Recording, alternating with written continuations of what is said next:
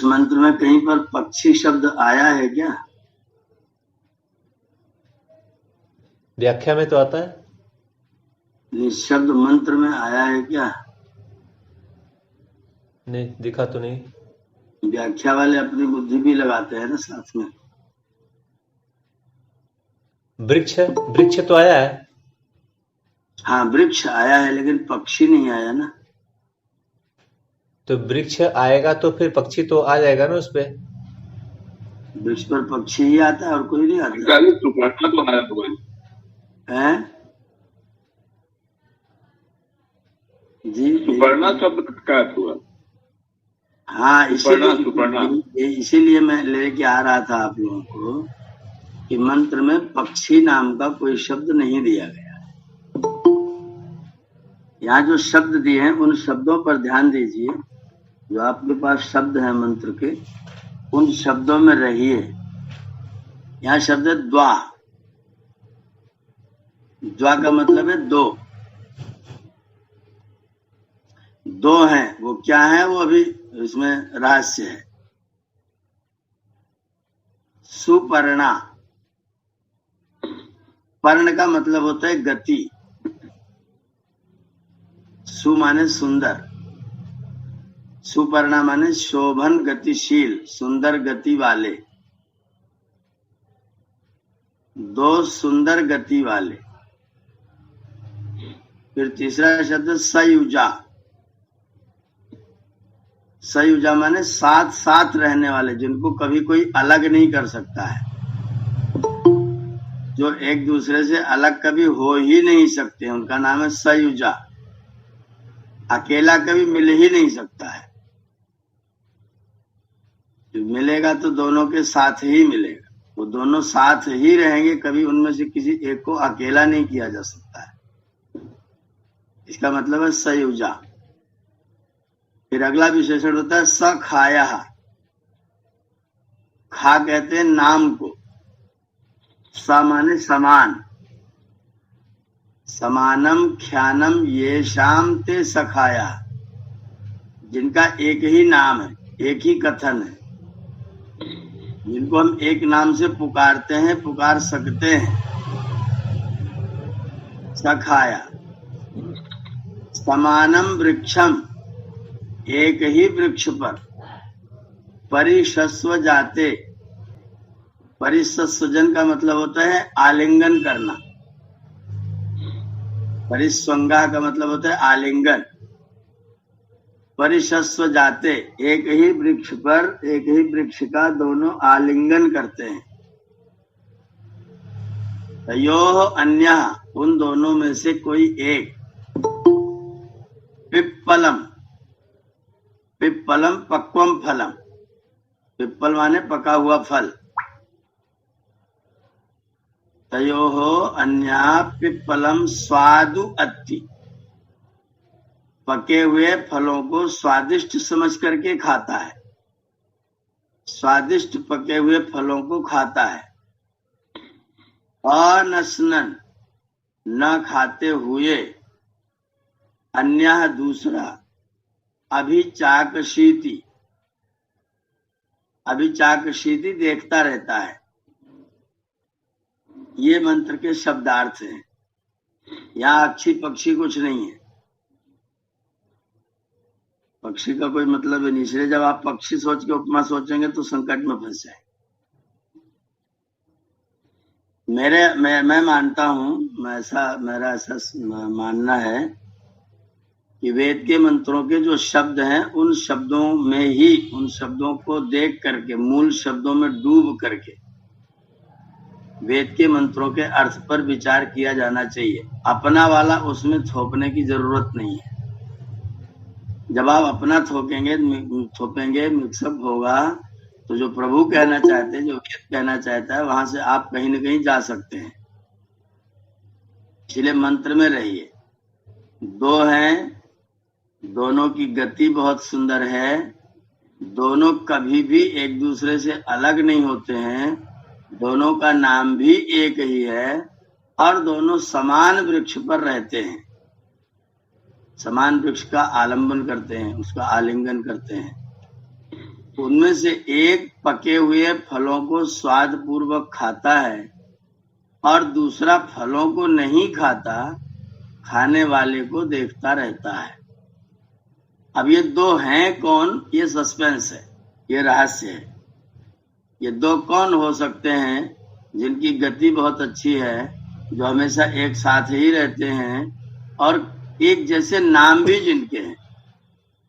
तो आप उनको चाहे आत्मा कह लीजिए, चाहे उनको पुरुष कह लीजिए, चाहे उनको सत कह लीजिए, चाहे उनको चित कह लीजिए, चाहे उनको अजर कह लीजिए, चाहे अमर कह लीजिए, चाहे अभय कह लीजिए, चाहे नित्य कह लीजिए, चाहे पवित्र कह लीजिए, दोनों का नाम है, एक ही नाम दोनों के हैं।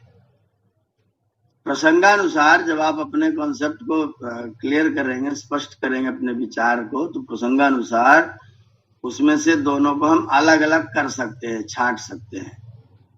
इसलिए छांट सकते हैं जैसे यहाँ छांटा गया मंत्र में कि एक तो खाता नहीं, एक तो खाता है। तो भेद क्या है? जो आपने वैशेषिक में सूत्र पढ़ा था तीसरे समोल्लास में, वहां कहा गया था कि किसी भी वस्तु को जानना हो तो साधर्म में जानना चाहिए और वैधर्म में जानना चाहिए।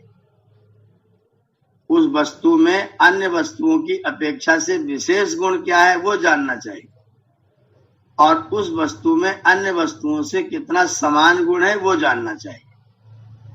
अगर आप किसी व्यक्ति को, किसी वस्तु को, किसी स्थान को, किसी नाम को अच्छी तरह जानना चाहते हैं तो आपको उस पर साधर्म और वैधर्म के चिंतन से विचार करना चाहिए।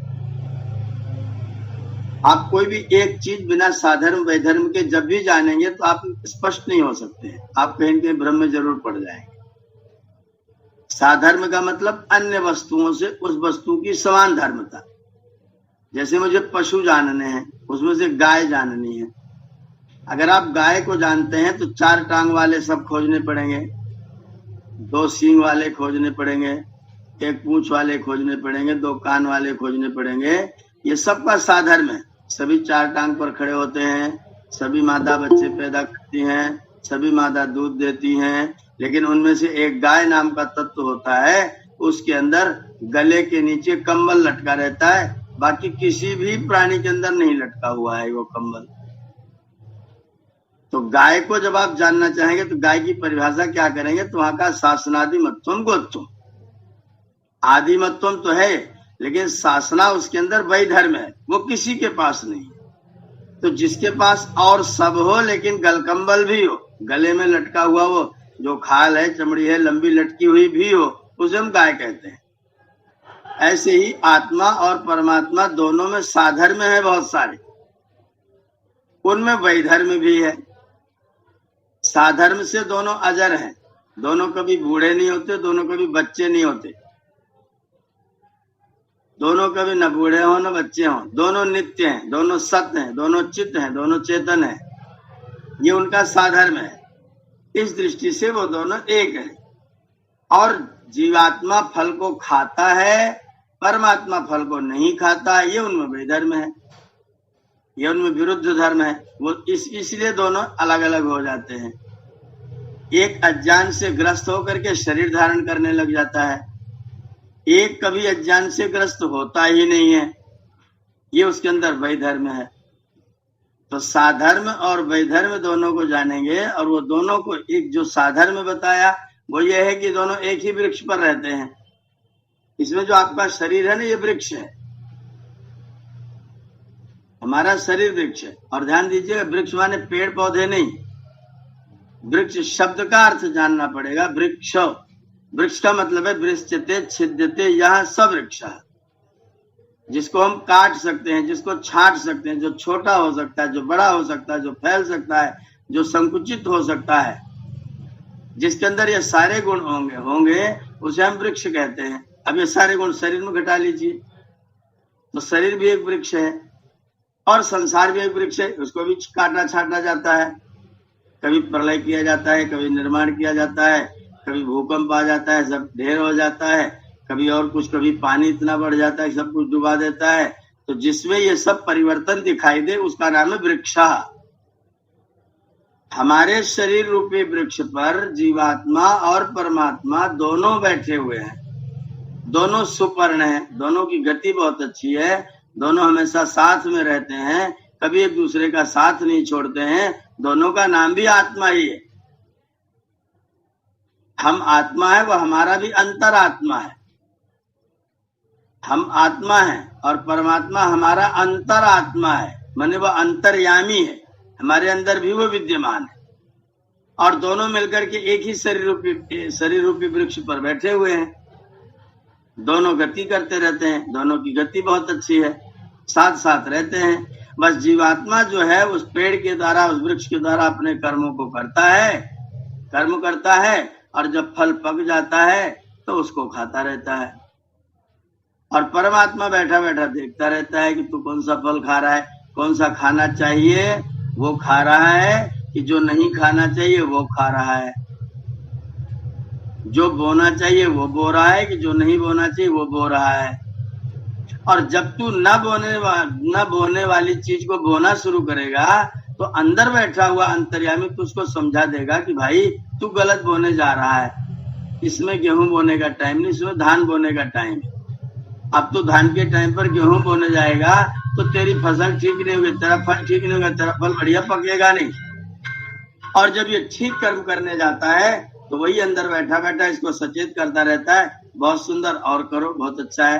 तो आनंद, उमंग और उत्साह पैदा करता रहता है कि जाओ आनंद पूर्वक इस कार्य को करो, हमारा समर्थन है। तो वो मेरे साथ में रहता है, फल खाने से हमको रोकता रहता है, ये वाला फल ना खाना, ये वाला फल खा लेना, ये फल खाने के लायक नहीं है, ये फल खाने के लायक नहीं, इसका मतलब ये बीज ही बोने के लायक नहीं।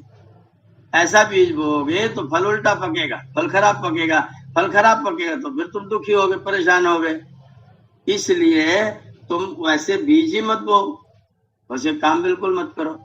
तो ये दोनों हैं, इनको ये पक्षी नाम का कोई शब्द यहाँ पर इस मंत्र में नहीं आया हुआ है, वो कोई दो हैं, वो कोई दो को आप अपना नाम दीजिए, आत्मा परमात्मा के ये दोनों मित्र हैं, दोनों दोस्त हैं, और साथ में दोनों एक ही वृक्ष पर रहते हैं। वृक्ष का मतलब परिवर्तनशील, बदलने वाला। पहले बच्चा था तब भी हम दोनों इसी में थे, किशोर हो गया तब भी हम दोनों इसी में हैं, जवान हो गया तो भी हम दोनों इसी में हैं, प्रौढ़ हो गया तो भी हम दोनों इसी में हैं, बूढ़ा हो गया तो भी हम दोनों इसी में हैं। ना हम बूढ़े हुए, ना हम बच्चे हुए, ना हम जवान हुए, ये बूढ़ा हो गया। वृक्ष है इसलिए इसका नाम वृक्ष है, क्योंकि बूढ़ा होता है, जला दिया जाता है, बच्चा होता है, किशोर होता है, युवा होता है, प्रौढ़ होता है, वृद्ध होता है, मर जाता है, फिर पैदा होता है, ये वृक्ष है। इस वृक्ष पर दो रहते हैं, ऐसे दो रहते हैं जो हमेशा साथ रहते हैं, जिनको कभी अलग नहीं किया जा सकता है। वो दोनों है आत्मा और परमात्मा, वो दोनों यहाँ पर रहते हैं, और दोनों में से एक फल को खाता है, एक फल को खाता हुआ देखता रहता है, इनकी गणना करता रहता है कौन कौन से फल खा रहा है। खराब खाता है तो मना भी करता है, अच्छा खाता है तो समर्थन भी करता है। बस ये है कि उसका ध्यान रख करके हमें अच्छा खाए, और जहां जहां उसका समर्थन हो वो बीज उगाए, जहां उसका समर्थन ना हो, जहां उसका विरोध ना हो, वही तुरंत ठहर जाएं। बस ये जीवन की धारा है। ये मंत्र की उपमा इस तरह की है, इसमें छोटा मोटा न सोचिए, कोई पक्षी कोई चिड़िया विड़िया मत सोचिए जी। अच्छा, जैसे यहाँ पर वृक्ष का नाम दिया गया है तो लोगों ने सबने ही वृक्ष और पक्षी करके उपमा दी है ना आपके? जिसने दिया गया है लोगों ने उसको पक्षी करके कहा हुआ है, लेकिन वो चिड़िया समझ करके अगर आप करेंगे तो फिर उपमा ठीक नहीं होगी। तो वृक्ष की परिभाषा आप जो बता रहे हैं, जिसको काट छांट सकते हैं, जो छोटा बड़ा होता है, बूढ़ा होता है, तो वो शरीर भी हो सकता है। तो शरीर के रूप में बोले तो बिल्कुल सटीक बात बैठ जाएगी फिर तो। शरीर को वहां वृक्ष कहा ही गया है जी, वहां कोई ब्रह्मांड वाला संसार नहीं कहा गया है। वृक्ष का मतलब आपका शरीर, हमारा शरीर। अभी व्याख्याकार तो आप ही पहले व्यक्ति हैं जो वृक्ष को यहाँ शरीर दिखा रहे हैं इस मंत्र के साथ। हमने जहाँ तक अर्थ देखा है तो वही करते हैं। तो आचार्य जी, तो जो एक कोई आया है कि वृक्ष कबहु न फल बखाए, नदी न संचय नीर, इसका मतलब इसकी भी परिभाषा चेंज हो जाएगी, लेकिन पढ़ाया कुछ और गया। वृक्ष, ये जो वृक्ष है वो वृक्ष माने उन्होंने वो जो पेड़ है उसको ले रखा है। भ्राता दुर्गेश जी, वहां पर जो है दो लोगों का अंतर आ रहा है, एक ऋषि है और एक ऋषि नहीं है, एक आर्स है एक अनार्स है। उस कविता की भाषा में वृक्ष माने पेड़, पर वेद में प्रसिद्ध वाले अर्थ नहीं होते। वेद के जो शब्द होते हैं उसके अर्थ यौगिक होते हैं और लोक में जो होते हैं वो रूढ़ अर्थ होते हैं। संसार में जो अर्थ लिया जाता है वो रूढ़ अर्थ होता है और जो वेद में अर्थ लिया जाता है वो यौगिक अर्थ लिया जाता है। यौगिक का मतलब जो शब्द का वास्तविक अर्थ है, जो वो कह रहा है। वृश्चते छिद्यते असौ वृक्षा, जिसका छेदन होता है, जिसका भेदन होता है, जिसको काटा जा सकता है, जिसको छांटा जा सकता है, जिसमें ऑपरेशन होते हैं, उसका नाम है वृक्ष। तो हमारा जो वृक्ष जी, कल इस पे बड़ा अच्छा चर्चा हो रहा था। किसी ने आत्मा को परमात्मा को तो अजर अमर मान लिया था, लेकिन आत्मा को कहा कि नहीं वो अजर नहीं है, वो बूढ़ा होता है, जब बूढ़ा होता है तो मरता भी है। और एक चर्चा डॉक्टर साहब और शास्त्री साहब जी में हुआ था कि अगर शरीर में आत्मा और परमात्मा दोनों हैं तो कौन से कार्य शरीर के आत्मा से होता है और कौन परमात्मा करता है, इसको कैसे जाना जाए। इस पे काफी चर्चा हुई थी लेकिन क्लियर नहीं हुआ स्पष्ट बहुत। जीवात्मा शरीर में रह करके अपने सारे कार्यों को जीवात्मा ही करता है। परमात्मा शरीर में रह करके शरीर का कोई कार्य नहीं करता है। परमात्मा तो शरीर का निर्माण, जब जीवात्मा को शरीर के साथ संयुक्त किया था वो परमात्मा का कार्य था। परमात्मा का अर्थ था निर्माण, पालन और उसके बाद में विनाश। और जो जैसा तुम बीज बोओगे वैसा वैसा फल उसको प्रदान करना है, वैसा वैसा फल आपको प्रदान कर देना है। ये ईश्वर का काम। ईश्वर शरीर में रह करके कोई सत्य बोलेगा, कोई यज्ञ करेगा, कोई हवन करेगा, वो सब ईश्वर का एक भी कार्य नहीं है। ईश्वर का कार्य वो है जिसे हम तुम कर ही नहीं सकते। जहां आप असमर्थ हो जाते हैं वहीं ईश्वर का कार्य प्रारंभ होता है। जहां जहां आप समर्थ हैं वहां ईश्वर का कार्य नहीं होता है।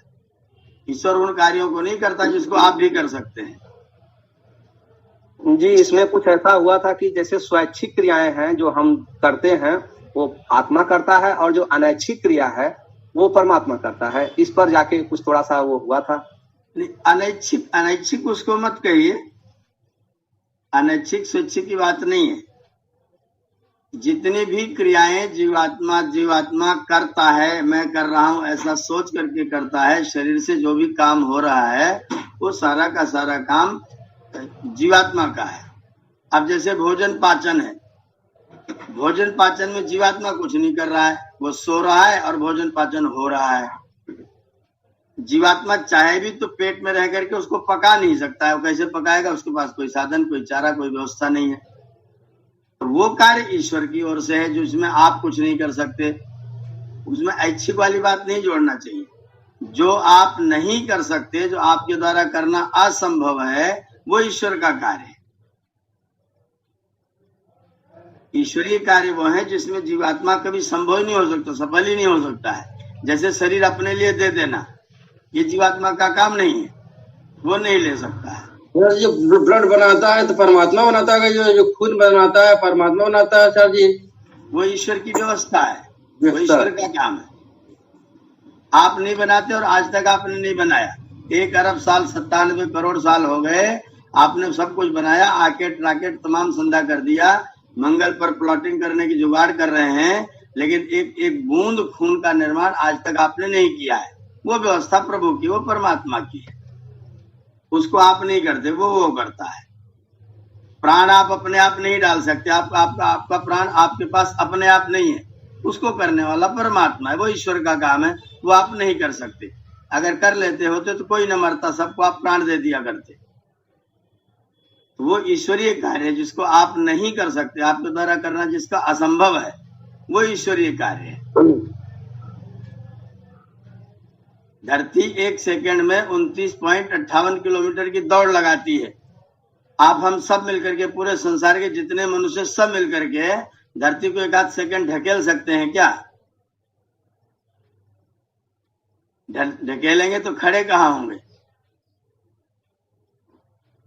तो ये कार्य जो होगा जिसमें आप कुछ नहीं कर सकते हैं, वो कार्य ईश्वर का है। जिसने सूरज चांद बनाया जिसने फूलों को महकाया, जिसने सूरज को चमकाया, हम उस ईश्वर के गुण गाएं, उसके दर पर शीश झुकाएं। जो आपको सूर्य का चमकाना आपका काम नहीं, आपके बस की बात नहीं। चंद्रमा को गति देना आपके बस की बात नहीं। पृथ्वी पर धक्का लगाना आपके बस की बात नहीं। वो करने वाला परमात्मा है, ईश्वर है। जो कार्य आपके शरीर से संभव होते हैं वो सब कार्य जीवात्मा को, परमात्मा कुछ नहीं करता है। अगर परमात्मा वहां भी करेगा तो फिर कर्म का फल उसे भी खाना पड़ेगा, फिर फल परमात्मा भी खाएगा, फिर देखता नहीं रह सकता है। एक चीज यहाँ पर स्पष्ट होने की जरूरत है आचार्य जी कि परमात्मा ने सब बनाया, तो ये जो तीन सत्ताएं अनादि कही जा रही हैं, आत्मा, परमात्मा और प्रकृति, तो क्या परमात्मा ने आत्मा और प्रकृति को भी बनाया? अगर परमात्मा जीवात्मा को बनाएगा तो आप पूछेंगे क्यों बनाया, तो क्यों का क्या उत्तर होगा? दुख भोगने के लिए। नहीं, वो शरीर जो निर्माण, जो जीवन निर्माण हो रहा है, शरीर निर्माण हो रहा है, शरीर के अंदर आत्मा को डाला जा रहा है, तो शरीर का निर्माण तो वो कर रहा है। शरीर निर्माण और जीव निर्माण दोनों अलग अलग चीजें हुई ना जी। तो वो जीव निर्माण भी करता है क्या? अगर मैं प्रश्न कर रहा हूं, अगर वो जीव निर्माण करेगा तो उसका उद्देश्य क्या होगा जीव के निर्माण करने का?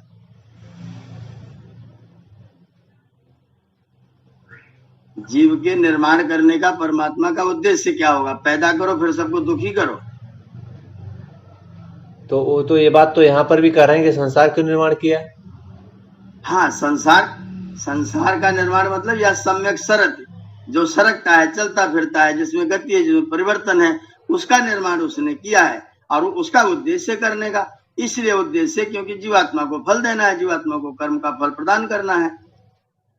जीवात्मा को बनाएगा तो क्यों बनाएगा भाई?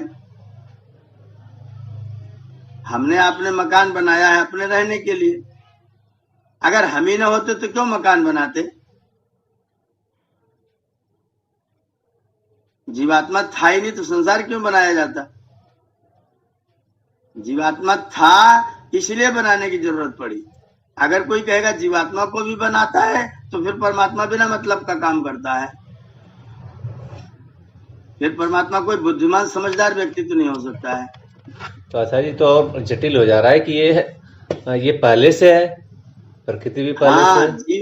जीव पहले से है और जीव के लिए जिस मटेरियल से परमात्मा इस मैटर को बनाता है, फॉर्म को बनाता है, वो भी पहले से है। जिस मैटर से फॉर्म तैयार हुआ है वो भी पहले से था और हम भी पहले से थे। तो परमात्मा ने हमें और उस मैटर को आपस में संबंध बना के जोड़ा हुआ है कि जाओ बेटा तुम ये करना चाहते हो तो करके देख लो। तो ये जो तीनों सत्ताएं अनादि हैं, ये अनादि मतलब अनादि कैसे हैं? ये कभी हमेशा से हैं, हमेशा रहेंगी, ऐसा बड़ा कठिन है ये तो। जो चीजें गोल गोल है ना उसका आदि और अंत नहीं होता है। गोल चीजों का आदि और अंत नहीं होता। तो गोल तो आकृति वाली चीज होती है ना। संसार गोल गोल है और सारी प्रक्रिया गोल गोल है, इसलिए इसका कोई आदि हो नहीं सकता है। और आत्मा और सब गोल गोल है, सब कुछ गोल गोल है। संसार में जो लंबा लंबा रहेगा वो खत्म हो जाएगा, जो गोल गोल रहेगा वो चलता रहेगा। लंबा के लंबे लोग भी अभी पृथ्वी तो ऐसे गोल है, तो जो पृथ्वी भी तो गोल है। कोई पृथ्वी भी गोल ना हो, कोई चीज पृथ्वी भी गोल ना हो। अच्छा जी, पृथ्वी तो मतलब पल्ला होता है तो खत्म हो जाता है, तो पृथ्वी तो गोल है जो है, तो अनादि तो जो गोल चीजें होती है वो हमेशा चलती रहती हैं। पृथ्वी खत्म नहीं होती है श्रीमान जी। पृथ्वी केवल अपना रूप परिवर्तन करके बीच में चली जाती है। आचार्य जी, आपने एक दिन गिनती के विषय में बताया था कि जीरो से ही सब बनता है। जी जीरो से आपने लाइन खींच दिया था, 0 से 2, 0 से 3 सब बनता है। जी वही सूत्र लागू होता है क्या? बिल्कुल बिल्कुल वही सूत्र है। पूर्णम अधः पूर्णम इदम, वो गोल गोल है। जो भारतेंदु जो कह रहे हैं पृथ्वी नष्ट होती, सूर्य नष्ट होता है, एक भी चीज नष्ट नहीं होती है, वो सब अपने बीज में चली जाती है। जो चीज बड़ी बड़ी फैल गई है वो सब अपने बीज में चली जाती है। एक भी जो है वो नष्ट हो ही नहीं सकता, इसीलिए उसको हम अनादि कह रहे हैं। विज्ञान की भाषा में आचार्य इसको पदार्थ और ऊर्जा के लिए कहा है कि वो अवस्था परिवर्तन, रूप परिवर्तन करता है, नष्ट नहीं होता है। हाँ, वो शब्द कुछ भी बोलते रहे, शब्द जो भी कहें, पर तथ्य ये है कि जो है उसका विनाश नहीं हो सकता है, केवल अपने बीज में जा सकता है बस। और जिसका कोई बीज ही ना हो, अपने बीज में कहाँ जाएगा?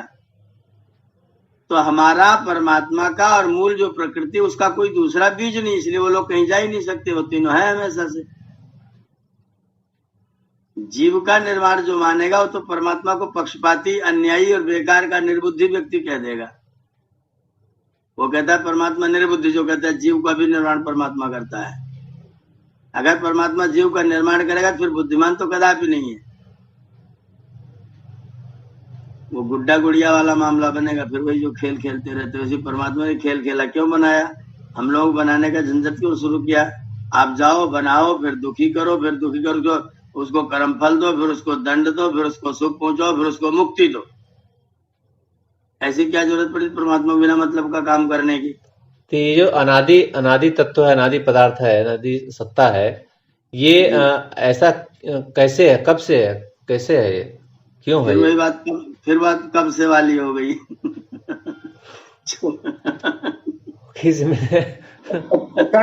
शरीर जो सजीव आत्मा शरीर में जो करता है वही मतलब भोगता है।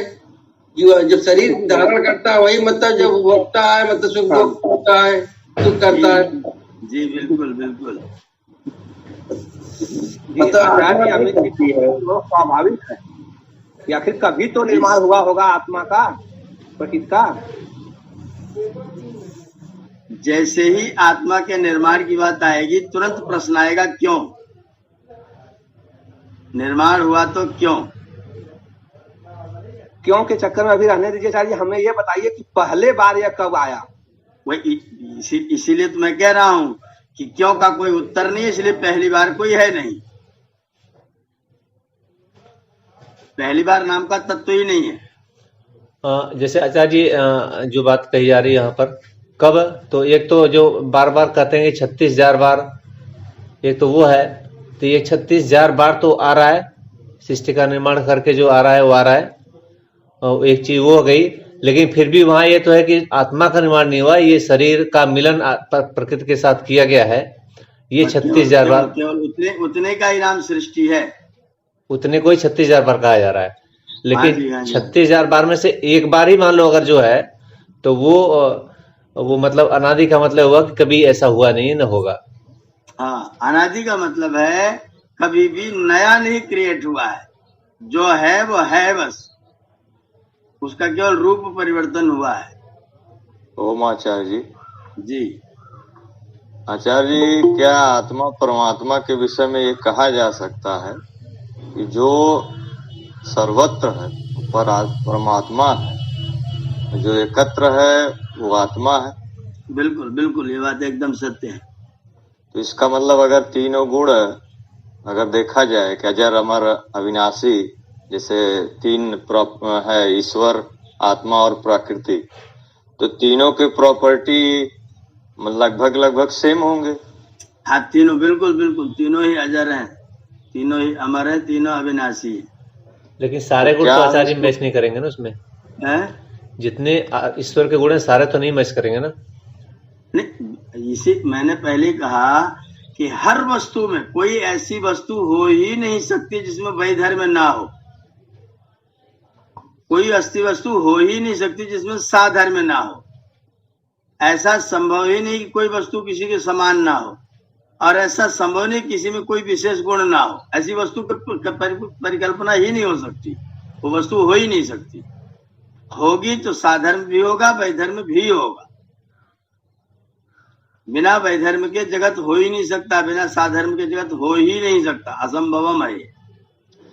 लेकिन आचार्य जी, ये तो माना जा सकता है कि परमात्मा से ही इन लोगों की उत्पत्ति हुई है।